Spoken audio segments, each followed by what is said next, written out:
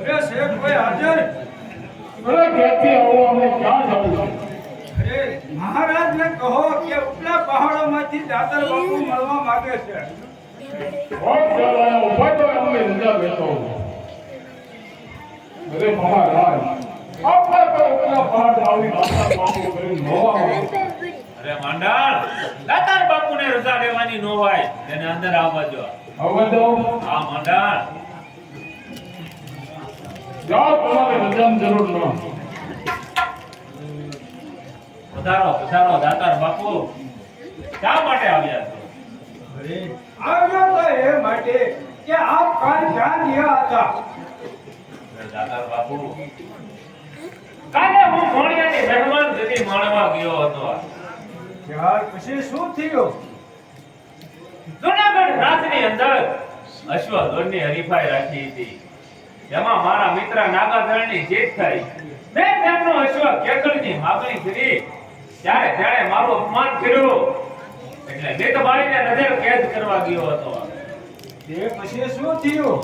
ક્રોધમાં આવી અને આ નાગભાઈએ મને શ્રાપ આપ્યો. શ્રાપ આપ્યો તે માટે જ હું રાજન અહીંયા આવ્યો છું. તારા શ્રાપનું નિવારણ કરવા માટે જ અહીંયા આવ્યો છું. જો મારા શ્રાપનું નિવારણ થશે? જરૂર થશે રાજન. કઈ રીતે? હે રાજન, આપણા રાજ્યમાં જઈ અને મીઠા મીઠા પકવાન બનાવો અને મીઠા ભોજન બનાવે અને આ ખપરની અંદર પીરસો અને આ પીરસે અને મારી સાથે બે કોળિયા જમો તો તમારું શ્રાપનું જરૂર નિવારણ થશે.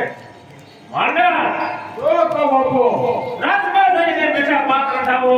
મારે દાતાર બાપુ સાથે ખબરમાં બે કોળિયા રમવા છે. તમારે જમવું? હા માંડા અરે બાપુ જરા હિસાબ તો કરો. જૂનાગઢની પ્રજા આપણી મજાકની હાંસી ઉડાડશે. દાતાર બાપુ મુસલમાન ને આપણે સહી હિન્દુ, આપણે એનું ભેગું જમાય. તમારે દાતાર બાપુને ના કેમ પાડવી? અરે બાપુ એ બુદ્ધિ તમારે મર્યાદાથી હજી લેવાનું કામ છે. તમતાર મુંજાતાની અવસરને મને કહેજો. દાતાર બાપુને કહેજો કે મંદિર કહો તો મંદિર, મસ્જિદ કહો તો મસ્જિદ બંધાવી આપો, ગાયોના હવેલા કહો તો હવેલા બંધાવી આપો, દાન દક્ષિણા કહો તો દક્ષિણા આપો. તમારી ભેગો જમીન તો નહીં હતી. અરે દાતાર બાપુ શું કહો છો? તમારી સાથે જમવામાં એક પ્રશ્ન છે. તમે કહો તો મંદિર મસ્જિદ બંધાવો, તમે કહો તો સાધુ બ્રાહ્મણોને દાન દક્ષિણા આપો. પણ તમારી સાથે જો ભોજન કરું ને તો જૂનાગઢની પ્રજા મારી હાંસી કરે. મારી સાથે કેમ નહીં જમો? એનું કારણ હું એક હિન્દુ અને તમે એક મુસલમાન. હે, કોણ હિન્દુ અને કોણ મુસલમાન? હિન્દુ મુસલમાનના ભેદ તો આપણે રાખ્યા છે. કોણ હિન્દુ છે અને કોણ મુસલમાન છે? હું કોણ છું તું જોઈ લે. હા, માંડણ ઓય બાપુ દાતાર બાપુએ જનોઈ બતાવી.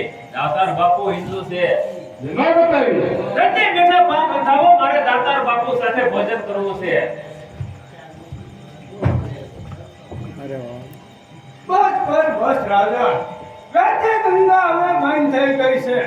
જ્યાં મારા બેની શ્રાપ આપ્યો છે ત્યાં હું તને દોઢો શ્રાપ આપું છું કે તારા શરીરે 100 વિષયની વેદના થશે અને જૂનાગઢની અંદર રખડતો પકડતો ભિખારી થઈ જાય.